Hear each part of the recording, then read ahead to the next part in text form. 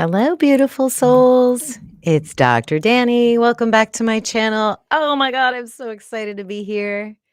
It's been a while since I've done a live stream, since you guys have had me all to yourselves. Very busy, very busy. Pretty much since end of July, no, end of May. I have been going and going and going and juggling balls and coordinating events and collaborations and writing and creating content and bought a house this week. So yeah, lots of amazing things going on. I am working a little bit this week, but I thought this would be a great opportunity for us to get together and look at the coming Venus forecast. So I'm going to reduce some of these windows here. So we'll do what we normally do. I am going to show you the sky, and then we're going to talk about a very controversial subject, and that is the ruler of Virgo. And I think part of that is just sort of diving into the energy of Virgo. What does that actually mean? So we'll spend some time thinking about that. And then I will give you my arguments on why I think Venus should rule Virgo, not Mercury. I think Mercury is a wonderful planet, but I think his service is much better rendered through the stars of Libra if we're talking about dominance. And I'll get into that as well. But yeah, so we'll look at all that, and then I will give you the Venus forecast through Virgo, because in the constellational sky, in the actual canopy above our head, Venus is going to be entering Virgo on the 8th, and we'll spend quite a bit of time there, about 5 weeks. I can't even fill I have to go into the next month's calendar in order to show you the entire transit. So we're basically going to do the rest of October and a little bit of November with this transit. And there's some interesting aspects coming up.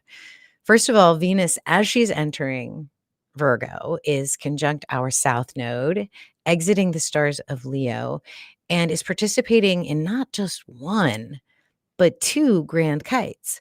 One where she's the tail, and one where she is the head of the kite.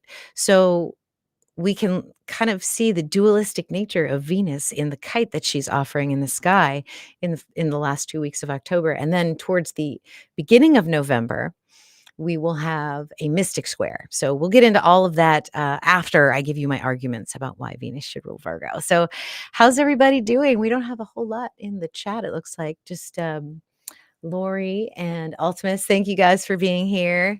I'm guessing there's not a lot of people here because y'all are just as busy as I am.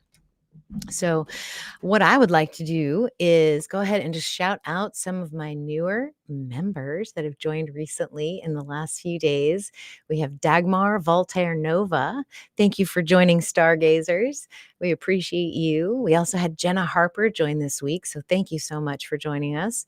Ryan Regulus joined us last week, and then 10 days ago, Dr. Shilpa Gowda joined us. Step into Flow has been here for 6 months since the beginning, just like Miss Lori with Look Up Astrology. So thank you guys for being the OGs. Can you believe we've had membership for 6 months? It's so incredible. I am just amazed at all the support I have. I think we're up to 38 members, which is amazing that there are that many people that would continue to support the research and the work and the creative projects that we have going on here. Stellar Foundations is in full swing. I'm very excited. I just added an additional student. That's possible while I'm not doing the early bird promo. You guys can jump in anytime you want to Stellar Foundations, but it's probably a good idea to reach out to me by email so we can set up a video conference and talk about what your needs are and what might be best, because some people that are coming and asking to join, they may do better waiting until February when we open the program again for early bird enrollment. But some people need to join now. And so I just signed up a new student. I'm so excited to have her on. I'm not going to shout her out online, but you know who you are. So congratulations for joining. So Lori, you'll see her pop up in the Facebook group asking for permission to join. So that's awesome. Let's see the house. We bought a house just north of Houston, and it will be a vacation home for a little bit, and then we'll be renting it out. But I'm really excited. It's a beautiful place. The lake is so peaceful. There's no 5G out there. It's an older house. It needs a lot of love, but when you buy something that needs love, it it almost means a little bit more. You can walk into the place and then improve it and make it the way you want it. So my husband and I will be doing that, and I'll actually be trying to live stream from up there, but they don't have 5G out there yet. So it'll be interesting to see if we can actually make that happen. I'm starting a telemed position as well here at the house. So I'm excited about that. And then I'm reducing my shifts at the first of the year from 7 to 6. So that's all the stuff going on in my personal life. Energetically, it's been really, really amazing. Um, I've been really feeling into that eclipse energy, a lot of dark energy coming through that I've been processing and alchemizing. And what's so interesting is that yesterday was the Sun Moon Phoenix angle that I introduced last weekend at the International Sidereal Astrology Association's first annual meeting. And it went over really well. A lot of you really resonated with the Golden Phoenix angle and the fact that it comes from the Golden Phi angle through the work of a circle. And phi represents the spiral. And literally, the timing of astrology is time moving circularly in a spiral.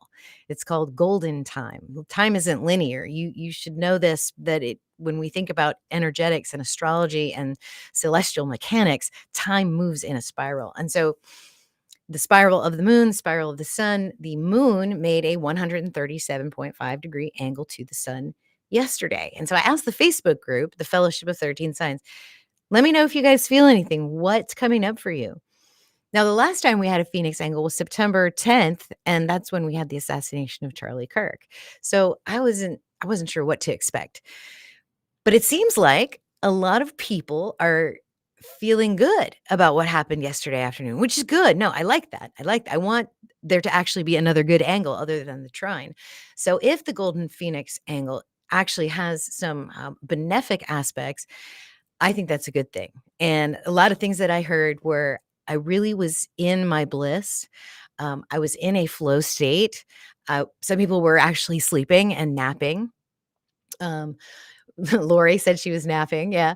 Uh, I was at work. And what I noticed was that between the hours of 4:30 and 5:30, which is right around when the moon made that angle to the sun, that we had a burst of patients come through the door. So I kind of do like an obstetrical triage as part of my job.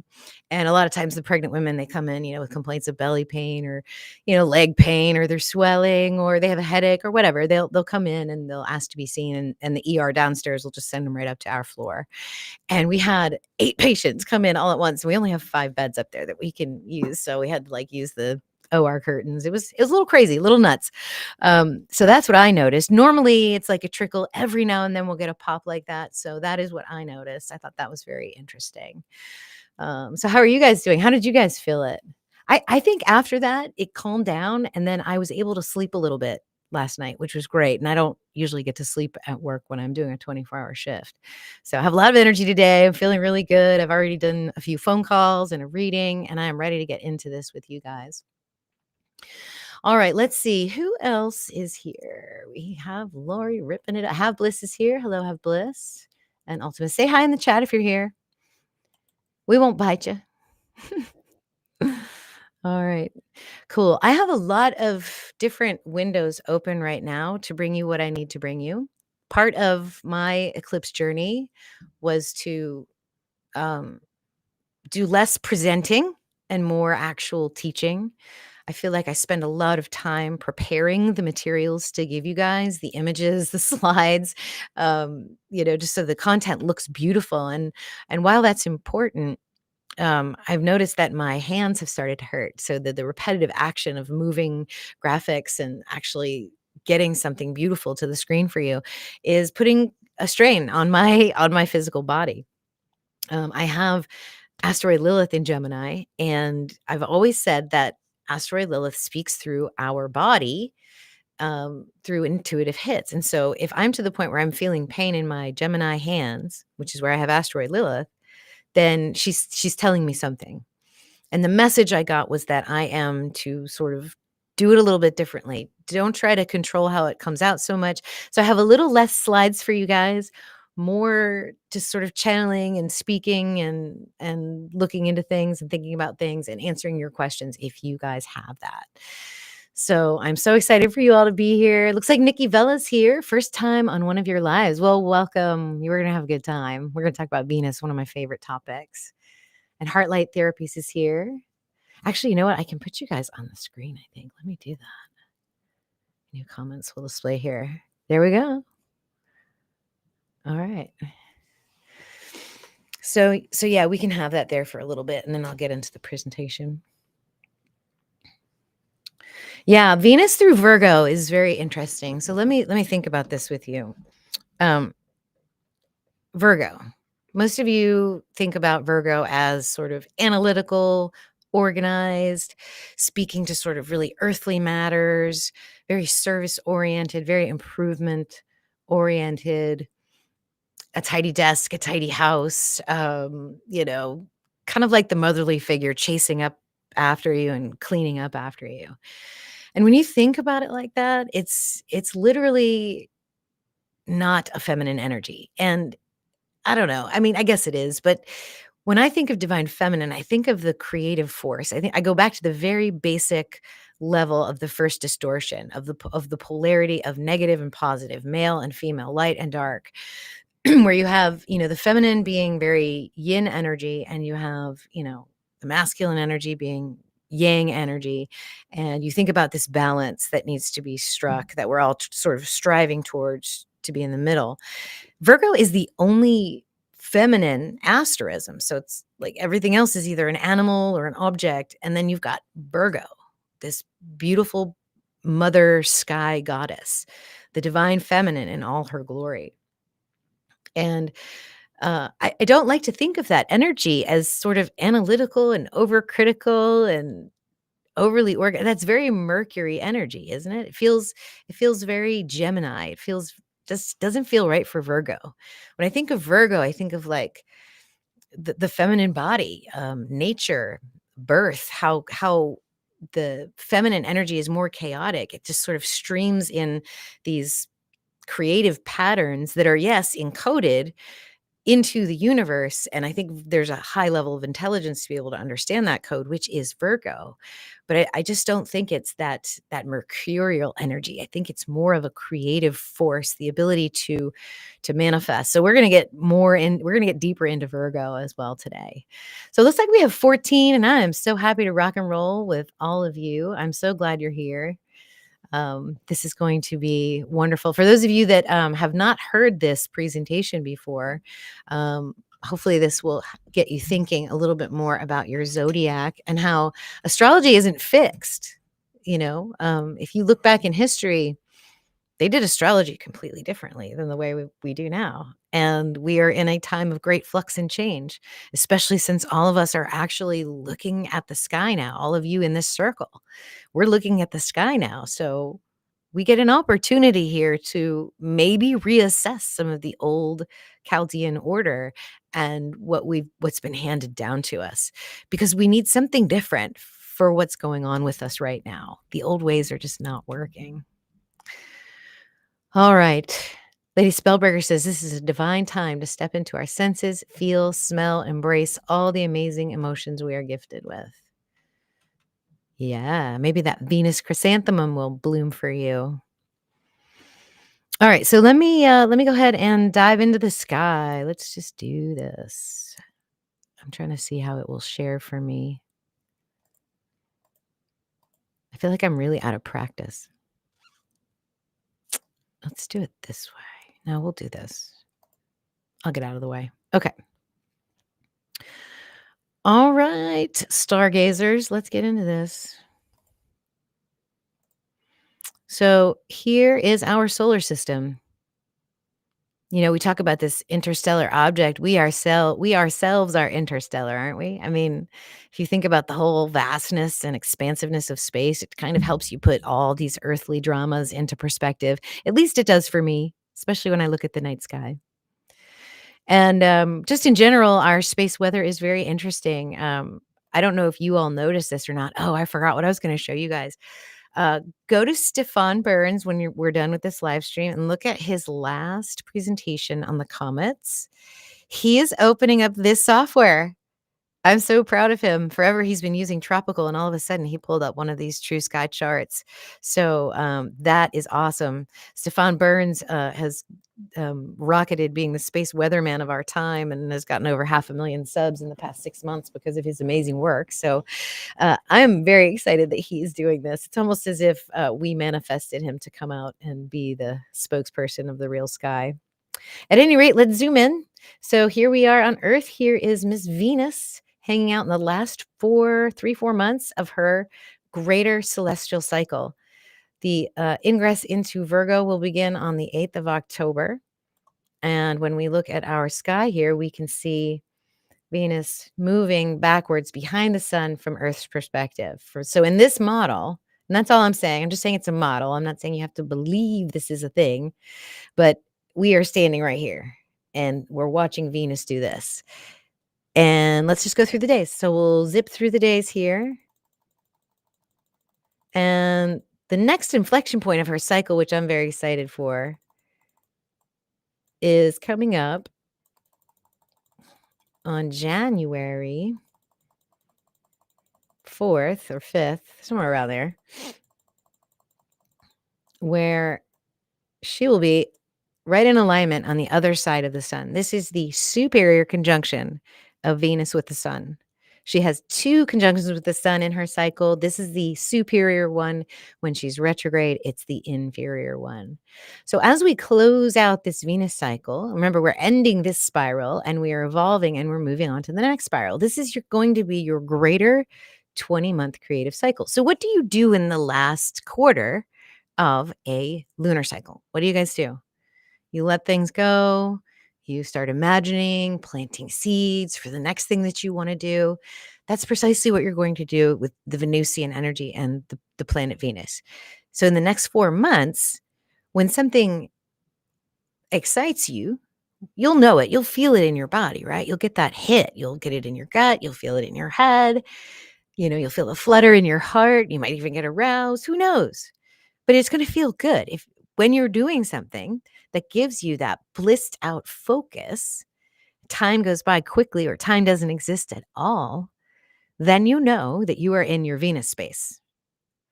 And if you don't know what you're supposed to be doing right now, but you can grasp those moments, if you can be aware of those moments, then that is precisely what you should be focusing on. Because when you do that, when you follow that bodily embodied Venusian energy to that level, this cycle is going to flow very nicely for you. And you're going to create things and attract things into your field that feel utterly effortless. Okay. So that's the movement of Venus on her greater cycle. Let's jump into, so now we're standing on this blue ball here. So this is more what we're used to. This mimics what we actually see from our standing position on Earth. So you really can't say this doesn't exist because this is what we see. And we see the sun right now. Actually, this is on the 8th. Let's go back to today just to prove it to ourselves. The sun is in Virgo. Mercury is in Virgo.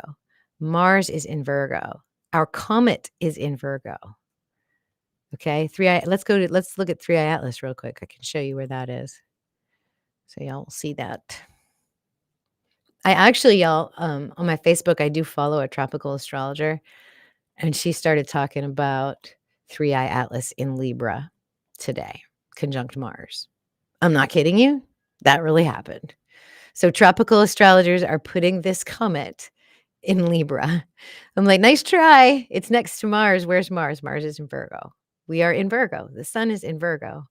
So there it is right there at the knee of Virgo. When we look at stellarium, we see it right here between Mercury and Mars. So we're watching Venus on this video. So let's watch her through Virgo. We'll just move the days through. Just like this. So there's the sun entering Libra. That's daylight savings time ending.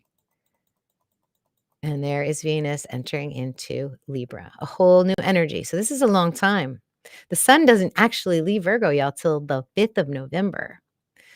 So there's no magic here, really. We're just reading the energies, Western tropical astrology from the actual sky. Makes it so much easier. Now, when we look at it like this, we can now take this data and plop it into an astrological chart that we are all familiar with. And so I did that. I moved it up to October 8th so that we could see Venus's ingress into Virgo, and we're going to watch this. We're going to watch all her aspects.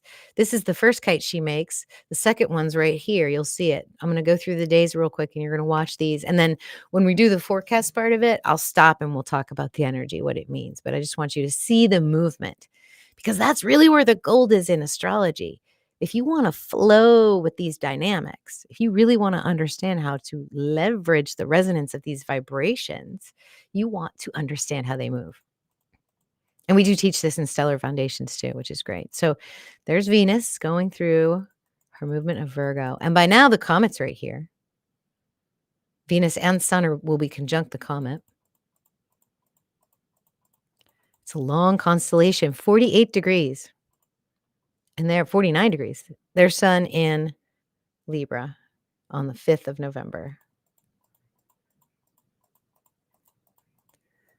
So much more beautiful when you see the movement.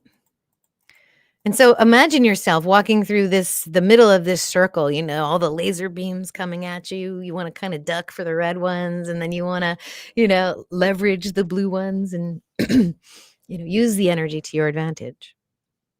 And that's precisely what you can do if you know what's going on. And what's so neat about astrology, why I love it so much, is because up until this moment, which is right now, I just put it to October 4th of 2025 at 2:24 in the afternoon, is that everything previously has been written and encoded by these stars. So we can remember events that happened and say, on that day, this was here, this was here, this was here, and this was here. And we can make connections so that when we see that energy again, we can make the same associations and do it better and evolve and be more in flow with the universe. Really, that's the whole point of it all. All right, cool. So I will leave that. Let's see what you guys are talking about real quick because I want to dive into the presentation, but I'm not going to rush anything because I want to make sure I'm doing this right.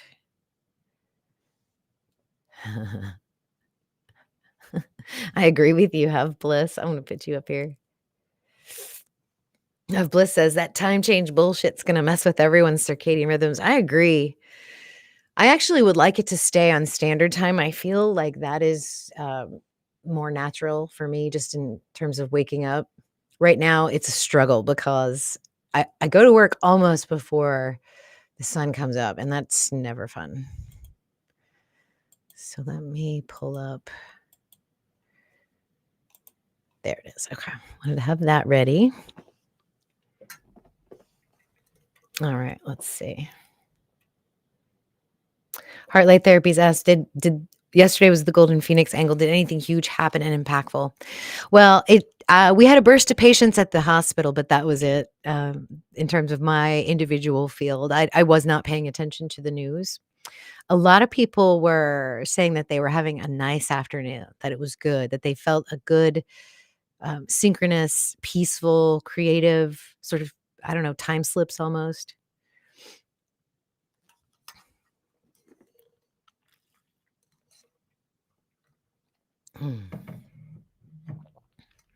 All right. Jean's here. Hello from Arizona. Hello, hello. Kaki's here. Hello, hello. Harmony Goddess Astrology. She says, I see Virgo as a queen, brilliant in strategy and diplomacy with high standards, priestess and witch. I love that. I think that's actually really, really appropriate. And Kaki just woke up just in time. Oh, that's funny. You must be a night person. All right, I'm going to clear my throat, and then we're going to get into this presentation.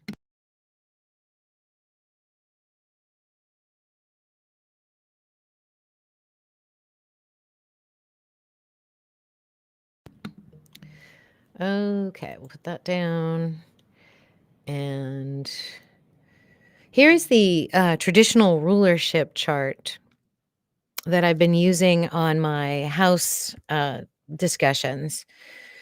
We have houses 12 and 6, and then houses 1 and 7. 1 and 7 is in the members only. That'll actually come out to the public in a couple of days. But if you guys want to check that out, if you want to become a member, you can check out this presentation right now, the self we don't see. But anyway, here are the chart rulers, traditionally, the traditional Chaldean order. So sun and moon are together here.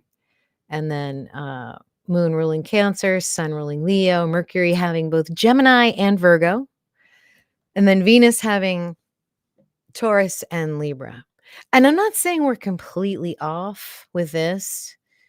I'm just saying maybe we think about giving a little bit more oomph to these secondary modern rulers for these two signs. I know it doesn't follow that sort of logical, like Venus is seventh house. Well, maybe, but she can also be Virgo, and that's okay. Mars traditionally being this space of the eighth house in Scorpio, but we also have Pluto as the modern ruler of Scorpio and Chiron as the modern ruler of Ophiuchus. Jupiter can also rule the galactic center because Jupiter rules Sagittarius. So a lot of, modern energy already seeping in here, So I'm just going to push us over the edge a little bit with this conversation in terms of rulerships. So let me open. I wonder why I can't. Hold on, guys. So, okay. There we go. My PowerPoint wouldn't open. All right. Can you guys see my screen okay? I'm going to just check on y'all.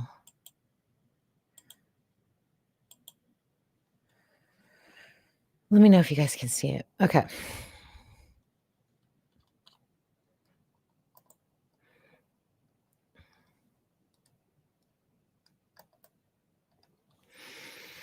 All right. Yes, you will notice that my presentations here are not very fancy right now. I just can't do it at the moment. So here it is, straight up white slides with just the goods, guys. So I hope you enjoy this presentation. The point of this presentation, as I've probably already alluded to, is not to dismiss tradition for novelty's sake. Like, this is not just a new idea. This is an old idea bubbling up, coming back to the surface because of where we are energetically. It is to measure again. So I just want to take a look at it with you guys. I want to see if this resonates with you. If it does, like the video. If not, say something in the comments. Let me know what you think. I mean, I'll even argue with myself a little bit during this presentation. So if ruler means to measure, then Virgo must be measured by the planet that best embodies her rhythm, her intelligence, her cycles. When we measure with Mercury, Virgo becomes anxious, calculating, perfectionistic. That's not even a word, guys. When we measure with Venus, Virgo becomes whole, fertile, and sovereign. This is not merely a shift in technique, but a restoration of cosmic proportion. So what I'm trying to say to you is that I'm not introducing this to be new and rule breaking. I'm trying to say that we've been doing it wrong for a really long time, and we used to do it right. And I think this beautiful feminine planet Venus is the ruler of the beautiful feminine Virgo goddess. So let's see if we can change my mind. So these are the topics we're going to go through. Ruler is to measure, not for dominance. Let's try to think of it like that, just a little bit. Let's put the whole idea of rulership into perspective when we bring it into our analysis. Let's also bring in some astronomical logic.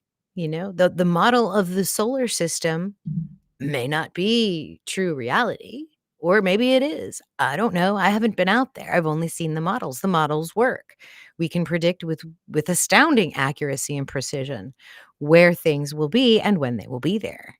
So let's use some astronomical logic on that. That's very Virgoing, isn't it? It's very mercurial. We'll use a little Mercury energy to analyze this problem. But since we use dominance, let's go there. Let's think about Mercury. We'll think about Mercury. Mercury's essence is not aligned with Virgo. And on top of all of that, we have a mythological mismatch. If we think about all the ancient goddesses, they were weavers, they were mothers, they were virgins. Mercury wasn't that guy. There's also a gender mismatch, which you can't really apply universally, but I think in this case it matters, and I'll show you why. And then there's an elemental mismatch as well. I also believe very wholeheartedly that Virgo is the source of that feminine wound, and that the rulership, the dominance, not the measurement, maybe even the measurement, but the dominance of Virgo by this energy is that misalignment. Okay. So let's just think, what if? And I'm not saying you have to think this way. I'm not even saying you have to like it. I don't care. This is my opinion. This is through many years of thought and study and probing into this and talking with people and clients about their Venus energy. It just makes more sense to me. So let's look at this as the ruler idea.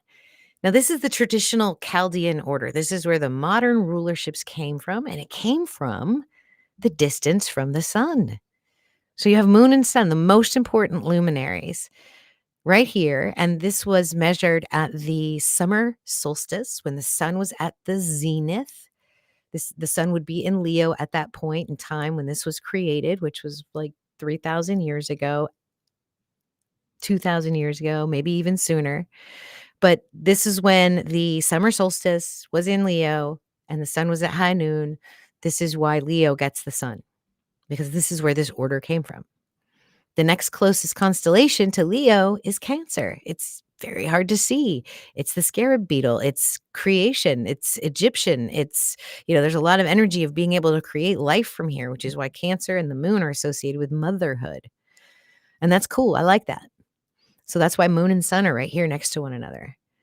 Mercury is the next planet out. Now, don't even tell me how they knew that. They probably knew that by watching just from Earth. Maybe they watched it from spacebound observations, but who knows? But they knew Mercury was next in line. So Mercury got the constellations on either side of sun and moon. That's how Mercury got it. This is Mercury's measuring stick. This is Mercury's speed, Mercury's distance, Gemini and Virgo. Okay, done. Venus gets Libra and Taurus because she's the next planet out. Are you seeing this pattern? Because this is exactly why this order is the way it is. So, sun and moon. Where's my marker? There it is. So sun and moon. Mercury gets these guys. Venus gets these guys. And then Mars, of course, is the next one out. So we get Aries. We get Scorpio. And then we associate this planet with these two constellations. And then Jupiter gets Pisces and Sag. And then Saturn, the last visible planet, gets the OG, gets the throne, gets the crown up here, and gets these two very powerful and spiritual constellations as well. So this is the ruler, their measurements. And I'm okay with that. It's like, okay, yeah, that is the vibes of these planets if we're just doing it that way. But I can actually break this argument too. Because if we use astronomical logic, what we see is that Venus and Mercury can actually switch positions. In other words, Venus can be closer to Earth than Mercury, and Mercury can be closer to Earth than Venus. They switch places all the time. They're shapeshifters. You see that? So their distance really doesn't matter when we think about it astronomically. And we are an astronomical society. We are looking at space. We don't know about this comet. We wouldn't have known about this comet were it not for the very high-powered, accurate, precise telescopes that are showing us this body in space. So here you have that. You can see the difference there. So when we think astronomically, the rulers don't even really make sense because Mercury and Venus can switch places. That's the whole point of that. But Mercury really isn't even aligned with the energy of Virgo. Let's dive into this mythological mismatch, because this is really where the heart of it is. We've got this is a picture that I took during an eclipse a few years ago. There it is, 10/13 of 2023. So 2 years ago. And this was a solar eclipse, partial solar eclipse. It actually happened right over my backyard. And that morning, I took my night sky app and I snapped a picture of the sky so that I could, capture this beautiful image. When we look at Stellarium and we span Virgo across the sky above us, she's sort of laying on her back, birthing. But as Virgo rising, this is the goddess standing. And as the sun was rising, it was in her belly, right? You've got the moon, the emotional energy sitting in the chest of Virgo, the heart space. And then you have Mars down here, the bloody show. This is almost the exact same position that we have right now. And back then it was Comet Nishimura. And now it's Comet 3i Atlas and Swan are standing right here. So it's almost as if we're in yet another season of sort of cosmic fertilization, cosmic impregnation, and a new timeline is born after this comet moves out through the other side and the sun moves into Libra down into the underworld. So this is a very vibrant and shifty time. Um, the Virgo constellation standing there as the proud, strong, birthing mother sky goddess is home to over 1,200 galaxies, supermassive black holes. It's by an order of 10 or 100 greater than all of the other constellations. It's why they call that part of space the Virgo cluster. And so what is a galaxy? Well, we're in one galaxy right now. Ophiuchus is the galactic center of our Milky Way galaxy, and it's huge. And so this space in our sky has over 1,200 of them, creating, destroying, making stars, making atoms, making planets, people, plants, rocks, comets, and slinging them around our universe. And this is the power of this space. It is so tied to the galactic center. When you start understanding Ophiuchus energy, Virgo takes on a whole new meaning because she is the mother of the sun, the SONSUN. She's like the Mother Mary, the Sophia, the Gaia. And so to deny the sun her full transit through there by 30 days and way too soon, I just think it's just so wrong. I mean, we are in Virgo season right now, pretty much right where this is, but that's how amazing Virgo is. This is not mercurial energy, not at all. Some gods that are associated with Venus is the energy of Ishtar, the energy of Inanna, the energy of Ixchel, even Quetzalcoatl. Yes, there's masculine energy with Venus and with Virgo because there's structure. There is some yang energy, but it's mostly feminine, in my opinion. I think that Mercury ruling this constellation has given us 2,000 years of women hating themselves and each other because they're just a little bit imperfect. Their legs are a little hairy. Their toenails are a little weird. Their eyes are a little crossed. They're a little bit too over, whatever. Whatever it is that you don't like yourself for. That's because Mercury analyzes, weighs, compares, seeks value, seeks to know, seeks to understand. And you cannot understand this energy on a mental level because this is all the initiatory energy of the divine feminine. Menstruation, intercourse, pregnancy, birth, menopause, all of it. All of it. And when you have Mercury just trying to quote unquote understand it and give it some value, it doesn't work. Venus needs to stand here because Venus energy is like the smoke from a candle flame. You've just put the flame out, and that white smoke that's just billowing upward, flowing upward, forever going upward towards source, bringing the experiences from down here up towards source through the act of sensation, feeling into all of this devoted sacrifice energy for spirit, for God, for the birth of the sun. Virgo's just amazing, man. So there's Virgo. That's not a Mercury energy to me. This is sort of a slide to help us think about Libra energy, because in the traditional Chaldean order, we have to consider that Venus rules Libra. So who's going to rule Libra now if Venus rules Virgo? And Libra's an energy that's all about harmony, balance. It's got a creative spark to it. Energy in Virgo is peaceful. It's justice. It's universal law. It's karma. It's diplomacy. It's mental energy. It's air energy. When Venus is born here, this is a non-judgmental and forgiving energy. Transiting Venus, on the other hand, so after we're done with our Virgo transit, it's not comfortable. Venus moving through Libra doesn't feel good. It feels like you're being judged. It feels like you're misrepresenting the truth through seeking behaviors because you have to stay in the middle. And Venus doesn't like to do that. Venus likes to move from side to side, keeping the balance. That's the subtle difference. There's always movement, always flow. And those scales, they stay stuck. They don't let her move. So the cooperation comes from meeting an energy halfway and harmonizing with it. And that's what Venus is very good at. But it actually doesn't do that very well in Libra. It actually feels sort of channeled and into a narrow space because Libra is actually the space between two worlds. It's between the underworld and the world of the living. It's where your heart is weighed against the feather. And it needs to be laser focused and very serious as you go through that energy. Mercury in Libra listens before it speaks. You weigh both sides and find beauty and balance.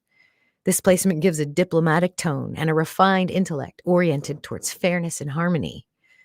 You could potentially struggle to take a firm stance or fear offending others, but your ability to see all perspectives is a gift, and your words can bring peace.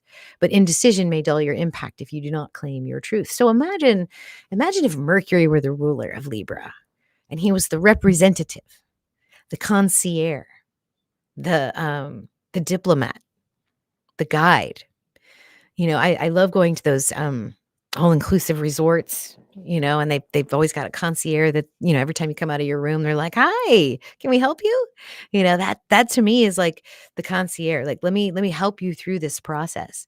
And Mercury's really good at that because the energy of Libra holds him in one spot. He doesn't get obsessed in just trying to discover everything like he would in Virgo. Mercury gets obsessed in Virgo. While in Libra, he holds the scales very gently. Mercury was also Hermes that went back and forth to the underworld and spoke with Hades and with Zeus. And so moving through Libra is easy for Mercury.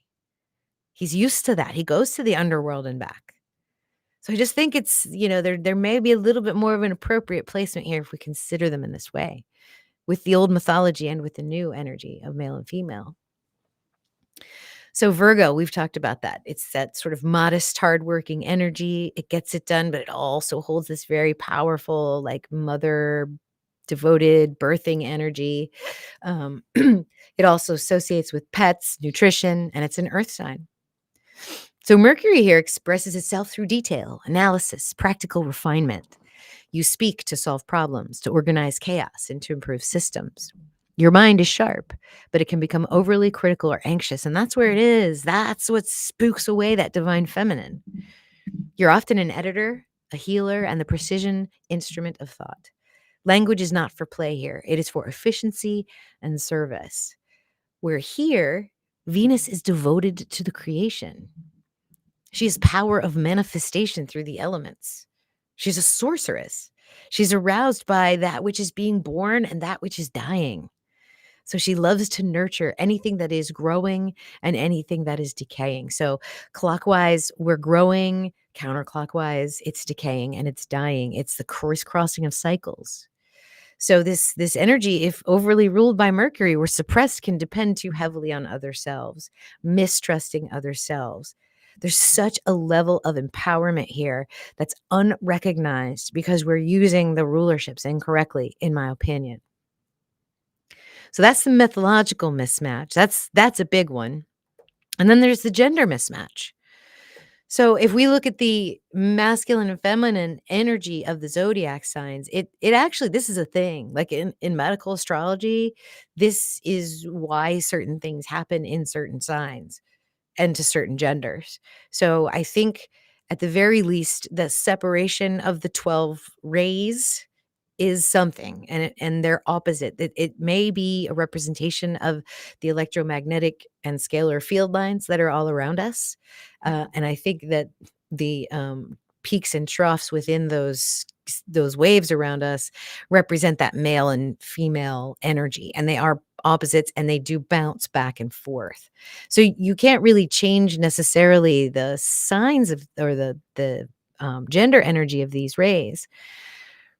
But it makes sense, right? So you have Aries is masculine, Taurus is feminine, Gemini is masculine, Cancer is feminine. It just goes back and forth. It just oscillates and creates that magnetic field. That's where our magnetic field comes from. Hope that makes sense. And so when we look at the genders, we have Venus being in a masculine sign of Virgo or of Libra. So we're putting our Venus here in the masculine sign of Libra, and we're putting Mercury here in the feminine sign of Virgo. But what if we put Venus in both of her signs here?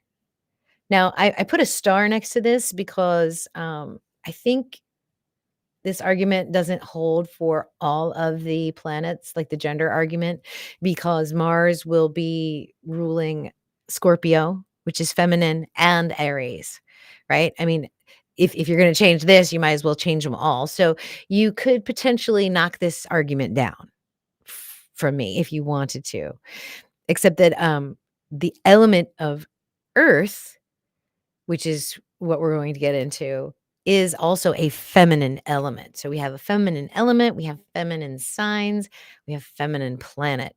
Then we have masculine signs, masculine element, and then masculine, well, sometimes masculine planet, or at least neutral planet. So when we look at the elemental mismatch, we see that we have the earth signs, Taurus, Virgo, and Capricorn. And again, I had a star next to this because you could say that the elements, you have Saturn, which is kind of masculine, ruling, a feminine sign of Capricorn again. And it's also Earth, which is feminine. So I think just for the Venus Mercury argument, you could switch Venus into her air sign, and you could switch Venus back into Earth sign, and then Mercury into air. I think Venus does have the element of Earth within her. Definitely.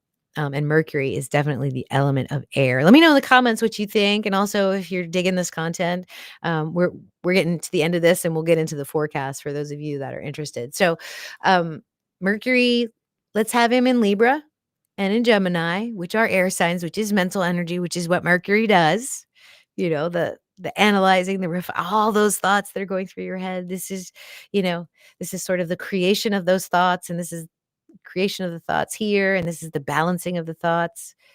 Here we have the growth and experience energy of Venus, and then here we have the sacrifice and the devotion of Venus, both of which are a big part of her greater cycle, like the Inanna energy, the retrograde cycle.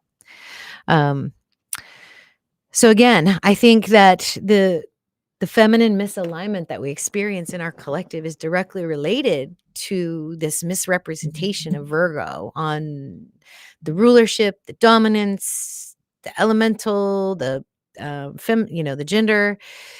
Where we are now with this Virgo goddess, priestess, birthing mother is mental energy, objectification, shame, imperfection, infertility, medicalized birth, genital mutilation, and sex trafficking. I think all of that is a byproduct of this. And if you read Stanton's book, Venus in Virgo, I'll show you guys that book in a minute. That book came from this energy right here on this slide, came from that book. It's because of this rulership that Mercury has with Virgo. And I think where we're going, and also, guys, where we've been here before. We move back and forth between these two polarities, but we're going back to this, where it's energy. It's not mind, it's energy. Self-arousal, self-joy, not seeking joy from others or seeking the approval from others to become aroused and creative. You can literally do that just by tapping into the raw power of yourself, acceptance of who you are, what you look like.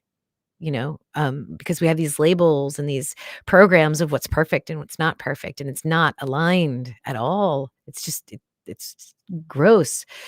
Getting in with the natural cycles of the moon, of Mercury, of Venus, and then the rites of passage of, menstruation, pregnancy, menopause, the natural cycles of being feminine in this physical world, natural birth, sovereignty of the feminine body, that and treating it like a gift, not something to be, traded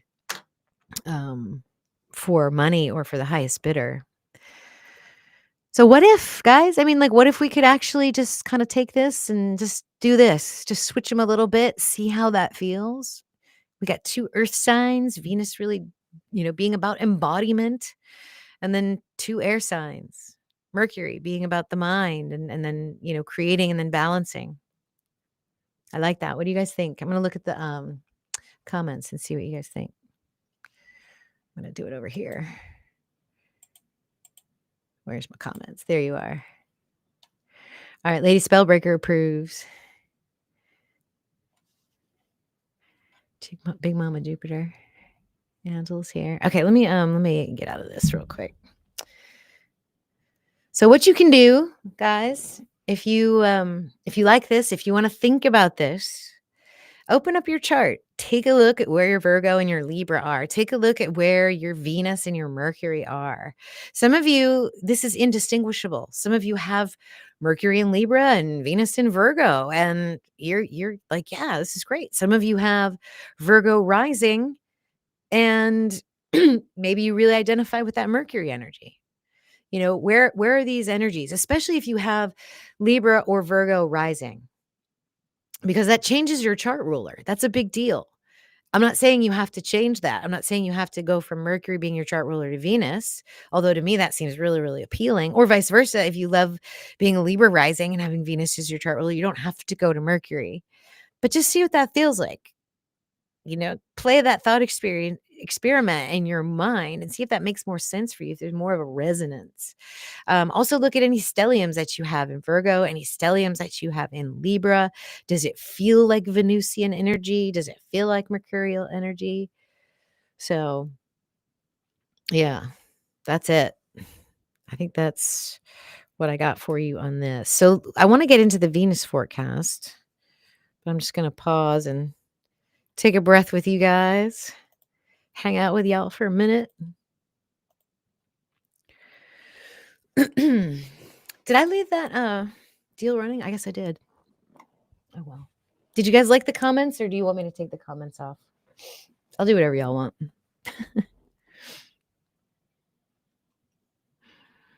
I know it can be confusing to kind of like, all right, you already switched my sun sign. Now you're switching my moon sign. Now you're making my chart ruler different. Oh my goodness. It's okay. It's just something to think about. There's a lot of other points I have on this. And this is one of the chapters in my Venus book. But looks like look up loves Virgo for Venus. No arguments here. All right. Have Bliss has her ascendant is Virgo. That's awesome. Right?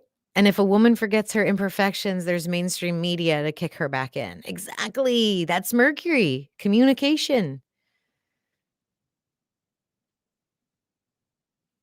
Hi, Angela. Welcome. Welcome. Thanks for coming. Harmony Goddess Astrology says Mercury can be magician and trickster as well. Hermes hermaphrodite, neither male or female. I like it.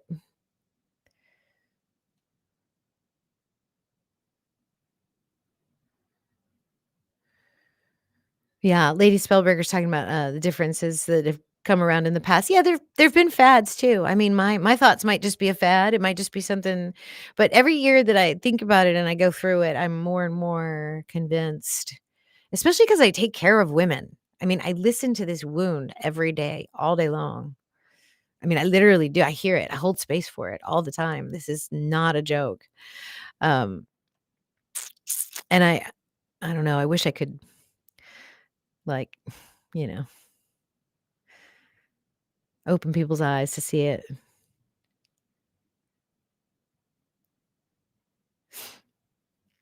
Oh, someone asked me an interesting question. I might get into that later. All right, I'll take it off if that's too much. If you guys don't like to see that. All right, cool.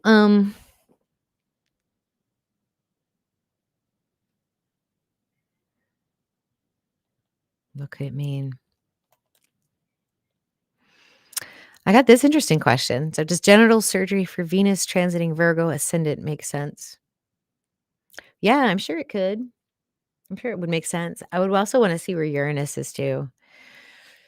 A lot of that transit of Uranus through Aries the last few years before it went into Taurus was about people, self-identifying, like, I identify as she, her, hers, that kind of thing. I identify as an astrologer. I identify as this, and, a lot of people were, I don't know if you're talking necessarily about, sex change surgery or not with the genital surgery, but, there's millions of other reasons to have genital surgery other than that, but for some reason that came up to mind, which is why I brought up Uranus. But it depends on what it's for. If it's for other indications other than that, which there are a ton of, then it would also probably depend where other things are placed in the chart. So Kaki, I love the night sky too. It is so beautiful and amazing. It just literally puts things into perspective for me. All right, let's get into the forecast. Don't forget to love this video, share with your friends. If you guys want to join the channel so you can join our monthly Zoom call, that would be awesome. I haven't picked the date yet, but it's usually on or around the new moon. One of the things you want to do as astrologers and students of the stars is to follow the cycles. And so we start with the new moon at the beginning of the lunar cycle, kind of talk about, what's pertinent, what's necessary, what are we thinking about during this cycle. And as we do that as a group, as we get sort of more used to how the cycles come, then, you branch out into the Mercury and the retrograde and the manifestation and business cycles. And then you use the Venus greater 20-month cycle as the framework for how you're working with all these lunar cycles. And all of a sudden you can envision yourself as a wizard of the celestial orbs, like creating magic all around you. So that's what we're doing here. That's what we're doing. All right, let me give you all the forecast. I'm just going to open that up. Sorry for the boring slides. I couldn't do anything graphically pleasing these last few weeks. I am getting ready to do a decode though. I wrote it all out and I have connected 3i Atlas with the WOW signal using numerology. And I'm so excited to share that with you. I have to record it, but we're not doing that today. I have to put it together for you. All right, Venus. So here it is. All right, this is the month. You guys have seen these before. Don't worry, I'll break it down if you've never seen it before, but it's very, very simple. We have, hopefully my screen's okay. We have this week that we're going to be in after tomorrow. So today's the 4th, the Saturday right before the 5th, and we're finishing out Venus through Leo. The 8th, Venus will move into Virgo. And these are the energies that Venus is working with right now. She'll have a sextile to Black Moon Lilith, a sextile to Jupiter, while she has an opposition to Saturn and Neptune retrograde, and then a trine to Uranus and Pluto. She's very busy this month. We have a full moon coming up too. Make sure you guys check out that full moon video. I did it by your rising signs. So if you know your rising signs, it's a very accurate reading because I have the precise house placements or ish for all the planets. You got to do the rest of the work and say, okay, well, natally in my second house, I have this and this. While, if you have Pisces in the second house, you've got Saturn and Neptune hanging out there. You've got to do that interpretation, but at least it's a guidance. Like, okay, here you got to watch your second house. You got to watch your 8th house. So that's a very useful video. Go ahead and check that out. There are timestamps in that video. All right. So let's look at this. Really, the first energy of this is not just these two sextiles. This is nice, but what all these lines show us is 2 grand kites. So I'm going to show you a chart and we're going to break it down. I'm just going to take one little slice of this movement of energy that we're going through. And we're going to look at what Venus is doing. A couple of interesting things are happening. So, thing one, I'll put my pin out here. Thing one, Venus moving into Leo or Virgo right here. Then you have in the opposition, and she's still close enough to the south node at 33 degrees to be conjunct. She is in opposition to all three of these luminaries here. So if these houses like line up for you, in other words, if you're Scorpio rising, this is going to be very, very pertinent for you because it'll be in your 10th and 4th house. But so that's how you can look at it. But can you see this? This is the first Grand Trine that we're talking about, Grand Trine Kite, right here. That's the first one that we have. This trine right here, this is basically been around for a little while. And this is the banished, the dark, the unseen, expanding into the creative space. Jupiter wants to expand it and show it and bring it out. And so things that we maybe didn't want to come out are coming out. We have to get really raw and vulnerable here. And it's as if the universe is sort of making us do this with a grand trine. In other words, it's going to be unstoppable. It doesn't mean it can't be pleasant. Trines can be pleasant, but Black Moon Lilith can be a little bit intense. And then Saturn and Neptune can be also very intense. And then Jupiter just sort of expands that intensity. And then you've got Venus over here on the south node, right there at the cusp of birth and death, literally going, oh, like, whew, you're just walking into this space as the head of the kite. So that's the first kite. So this is also part of the full moon energy that we're dealing with. This is the 8th of October right here. But on the 6th, the moon is right here, across from the sun right here. Okay, and the kite that I describe in that full moon video is this. We have the fun end of the kite here, pointing towards the Leo energy, Venus energy. This feels really fun. This feels like going back to what we really know how to do, like or patterns of relationships and creative energy pulling you back. It's going to feel like you really want to go back to these things. Like, oh, let's just do what we've always done. It just felt so good. Like, yeah, I can just take a ibuprofen, wrap my wrist, and just start making all these slides over and over and over again. But what's the real lesson in here? It's literally this kite. You got anchoring yourself in your destiny of collective purpose with responsible spirituality. So while we're being pulled up into the sky, up into the head of this kite with all this juicy divine feminine energy expanding open, exposing everything, exposing our vulnerabilities and falling back into these old patterns, we need to hold the anchor down here. We need to hold the anchor down here, at least in the next week or so through this full moon. That's what Venus needs to do. So even though the aspects are pleasant, it can be overboard. It can be too much. It can distract you and take you away from your true destiny. So think about that dichotomy in your life. What is fun? What's pulling you towards sort of distraction, temptation, and not holding the spiritual space? It's good. Enjoy the show. That's what the full moon's about. That's why you had that scary woman coming out of the TV, because it's a show. And I'm talking about all patterns, not just fun patterns, but patterns that take you into sort of bad relationships, patterns that take you into weird, strained tensions, what you watch on TV, those kind of things, those kinds of reactions towards that energy, that's going to be pulling you that way. So you need to hold the space down here and use Jupiter's expansive energy and Lilith's pulling you out of the gutter and out of banishment.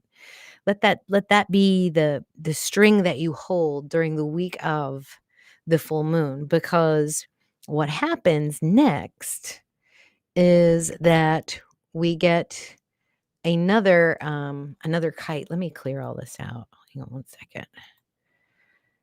Let's see. Erase. Oh, I can't erase. Oh, that's so sad. Okay. Well, let me draw for you what's going to happen, and I'll show you on the calendar next. So let's get the pen back out. All right. Venus in a few days will move from here to here. This will be that second week that we see on the calendar right here, where you see the kite. So this is not next week, but the week after. This is when Pluto stations direct. This is when we have the golden timeline convergence with Phi. I'm going into that with my decode. A lot of things are happening right around the 14th and the 15th. This is when we can't see Three-Eye Atlas. This is a lot of energy. So there's going to be a lot of media distractions here. This is what these three lines look like to me. You're being pulled in different directions, pulled towards the distractions, okay? What's going to happen is that Venus will move into this space and she will become the tail of the kite for Moon and Uranus and Pluto. I'm sorry, Uranus, Pluto, and then this combination. So now she's here making this kite. I know it looks really doodly, you guys. I'm so sorry. So now this kite is activated. And so if you don't get too worked up or too stimulated here during the week of this full moon, the energy moving in through Virgo as she creates this next golden kite through the second week of October should feel really good, really purposeful, really guided, really in flow. Just be careful what you attach your strings to here next week. Okay, that's really the advice for this week right here. Because whatever you do attach your strings to, you're going to flow right into it in this week of the 12th to the 13th. And then all of a sudden, all of it ends. So we have this full moon coming on Monday, the swelling energy, and then all the fallout from that will be gliding us in towards this sort of liminal space where we also get a post-eclipse new moon. So we're getting rid of all the eclipse energy. We're letting all that go. Pluto's stationing direct. We have the golden timeline convergence. We have Three-Eye Atlas disappearing behind the sun. We don't have any reported data about it. And now we have this new moon. And we're almost being sort of like left in the dark to figure it out. So we will definitely analyze that new moon as it gets closer. I am still processing this week because this is coming. And I'm very, very busy this week. I'm working Sunday and Tuesday and Friday and Thursday and Monday. And then I'm working Thursday, the weekend again, the next weekend. So once I'm done with that shift here, it's like all of a sudden I'll have nothing to do. So I might do some book work on that week. But this is always, new moons are always a good time to go inward. So you know what, guys? I've decided we're going to meet Saturday the 18th or Sunday the 19th. One of these 2 days for our Stargazers Zoom call. So that weekend, so that we can get ready for this new moon. I think I have a chart pulled on that. Yeah, here's the new moon. So here we have this Virgo new moon. You can see Venus, no aspects. Now, depending on how many spots you put in your chart will depend on how many things actually aspect each other. I've got the basics here, plus Black Moon, Lilith, and Chiron. I don't have, all the other asteroids, but that's pretty interesting for Venus to sort of miss everything right now, kind of sneak in under the radar a little bit, a little time for kind of self-reflection. Again, this is the last 4 months of Venus's greater cycle, so start imagining, use this time to imagine because she will be unhindered in any way. So that's the new moon there. And then we move into this last week after the new moon, basically the last week of October, the week of Halloween, and then the first week of November. This is the time change right here. So we switch from daylight time to standard time here. And let me show you what this looks like. This is crazy. So here we have Venus coming out of that quiet slumber of the new moon in a grand T-square with Chiron and Moon. These guys are actually down here. Jupiter and Pluto. And Jupiter and Pluto are actually creating a Grand Trine Kite with everything. So this is a very symmetric geometry, this square energy. Squares, again, for Venus are not bad. Think of that. Remember that candle smoke that's flowing, right? So as the candle smoke is flowing, you can't actually stop it. You can put something in front of it and it's just going to sort of flow around it. Okay. Now, because Chiron and Moon are involved, this really feels like, and Pluto, that square doesn't feel very comfortable to me. It feels like a raw vulnerability coming up to the surface, being exposed and being dealt with. But then at the same time, you've got Venus and Jupiter together as part of this square. So it's almost as if we get this sort of blessing in disguise, if that makes any sense. It feels like it's almost as if you'll get too much abundance and you'll have to be anchored in some kind of container where you can hold it. So much is going to come at you and that your container may break. You may not be able to take all of it. It will show where your weaknesses are. That could very well be a possibility with this because Jupiter's also flowing with Saturn, not with Saturn, but with Mars and Black Moon and Mercury, a triple hit right here with the Jupiter energy. Jupiter's also being fueled by these two. And then in an opposition to Pluto, which is part of that square. So yeah, it should be interesting. This should be a very interesting couple of weeks around Halloween. The geometry is so symmetric. If you have Jupiter and Gemini with the creative output, then you've got Venus and Virgo going through that death and rebirth energy of Virgo, creating, sacrificing, devoting, and then you've got Pluto kind of bringing out all the wealth, all the gold from the underworld, and then Moon is people, and Chiron is a wound.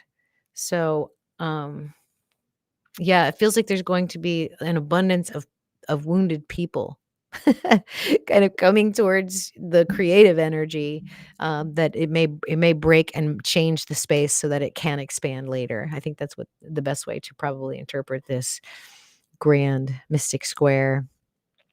So yeah, it seems like a lot of faded energy in there. What do you guys think of all that? I know this was quick, but they're very basic aspects, and it doesn't have to be complicated. I think we have a choice point here at the beginning of this week. What do we want to anchor our creative excitement around? Do we want to go creating something that's not worth it? Do we want to create something that isn't in alignment with who we are? Do we want to try something completely different, something completely transformational? Or do we want to go back to what's familiar and what's easy? So I think this is a choice point here this week. And whatever it is that we choose, good, bad, or indifferent, we are being pulled along in another direction. Okay. And Venus is the anchor. And so you need to find out what that creative spark is, what it is that puts you in that blissful flow so that you can allow these OG planets to pull you along. And then you'll have a time for integration right after that with the new moon. And we may be kind of delightfully surprised, painfully surprised at what we can expand into during this next full moon, is this because we're building up to an Aries full moon as the sun moves into Libra, while we have this mystic square and that Grand Trine Kite forming with the other planets. All right. That, as they say, is my presentation. All right.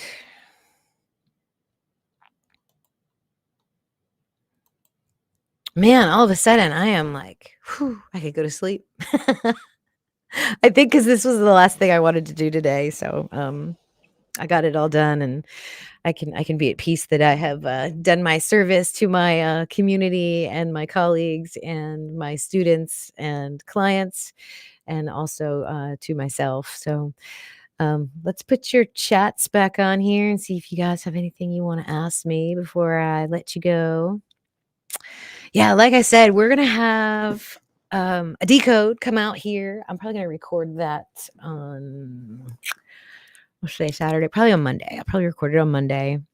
Stellar Foundations meets on Monday. We meet for office hours 3. We are going to talk about astrology, why it works, the ether, quantum physics. I may actually offer you guys an opportunity to do something completely different during that live stream, or not that live stream, but that class, that office hours. So when it'll be a surprise when we get together on Monday, I will offer you guys the option, and we'll see what y'all want to do. So that's Monday night. Yeah, so I'll probably record it on Monday, and that will go live later in the end of the week. My next live stream, I think I might do it from the new house. if you guys wanna see it. Maybe I'll take you guys on a little walk, and we'll, look at the directions of the house. It's always good to know where east, west, north, and south are and what you can see or observe in the sky. So, Seeking Truth just made it. Welcome, welcome to the live stream. That's okay. You can always rewind. Always, always. Lots of good stuff. And Miss Lori, you are going to see the new grandbaby in Arizona on the 19th. Congratulations. That's so exciting. That's so exciting.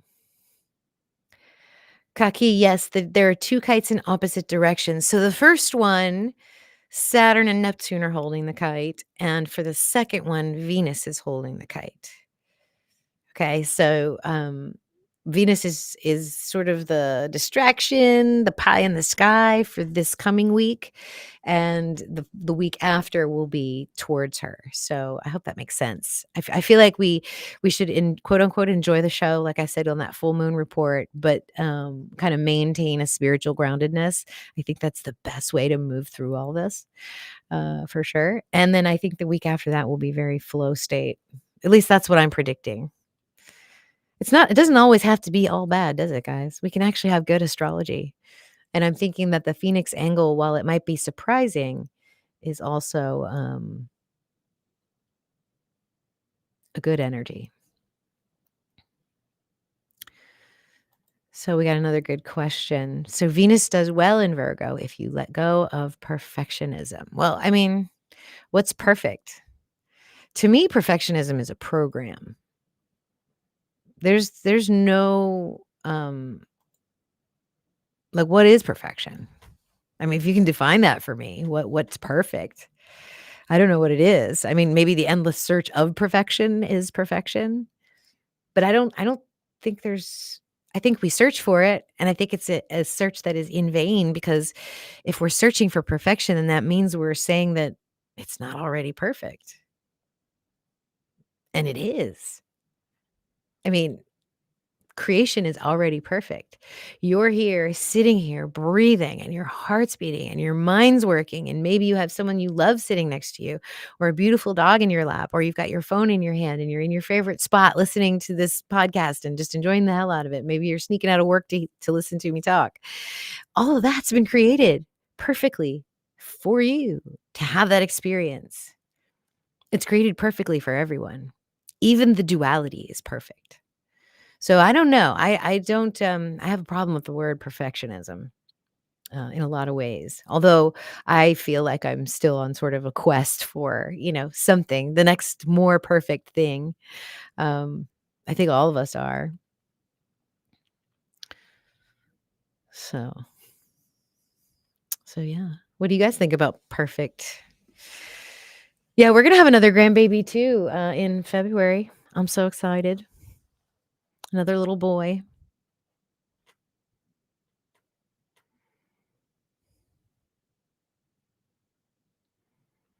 All right.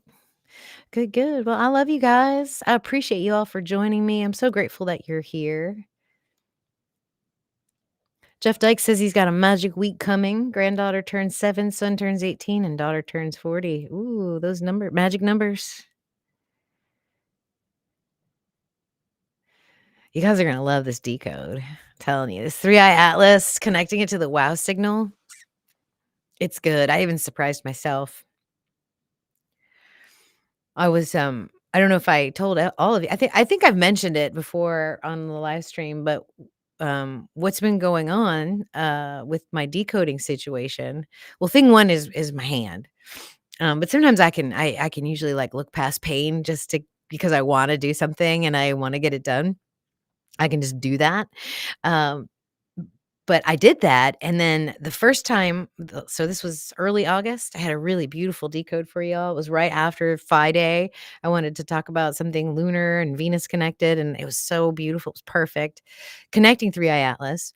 And then I guess I didn't save. My mistake. My PowerPoint disappears. I'm like, okay, well, that was my fault. I did that. And I didn't have time to make another one. So then I got back into my flow and I started, let me do another one and be really good with my PowerPoint. This was right after my computer had crashed and my software was gone. It was just all so overwhelming and chaotic. Sat down to do another one about 2 weeks later, and this one was really cool. I mean, you could even ask my husband, he was sitting next to me. I was like, "This is so great." He's like, "What?" I'm like, "Let me tell you what's going on." And I would tell him little connections, and then it was dinner time, so I saved and I shut the computer and I put it aside, and I never shut the PowerPoint down. I knew the name of it. I knew precisely where I saved it. I went to bed that night, woke up the next morning to finish it, to put it all together for you, and I clicked on the file, and it was only the first 5 slides. Almost like I had hallucinated all the work that I had done the previous day for about 3 or 4 hours. And so I was like, "Wow, all right. Well, I'm not going to hurt my hand if this stuff keeps disappearing." I sat with spirit a little bit about it, and they say, "Well, that decode went to a different timeline where you did it and it was done and people got what they needed." So I said, "All right, I'll just let it go." And then I decided to do one yesterday, and it's really good. I haven't put it on a PowerPoint yet, though. I'm terrified, because I don't want it to disappear, but I did write it all down, and I logged it into a Word document. So once I have the PowerPoint ready, we will do that. It's so good. I'm so excited. All right, my friends, I'm gonna leave you and love you so I can rest and get ready for my day tomorrow. And we'll maybe do a live stream from the lake house next week if we get the internet working well. It might not be as good a quality as we have here in the office, but we'll see. So I hope you guys do very well. And if you need anything, if you need a reading, let me know. If you are thinking about stellar foundations and you want to jump in, I'm happy to let you in, but let's chat first so I can, so we can see where you would fit in. If you want to wait or if it would be good to join now. So, all right, you guys, I'm going to put the same outro back here. So if y'all want to keep chatting in the chat, you can do that. But I am going to go drink some water and rest a bit. And I'll see y'all next time. Love you guys. Take care.